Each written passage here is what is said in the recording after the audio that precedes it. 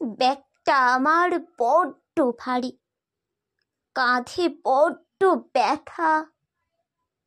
একটু ছুটি দাও না মাগো, শোনো না আমার কথা।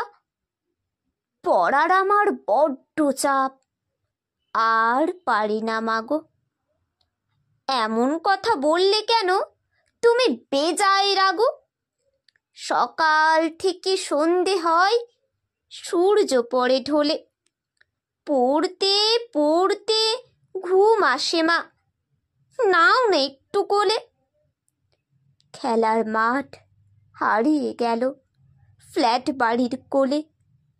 আমাদের তো ছোট্ট চাওয়া সবাই কেন ভোলে?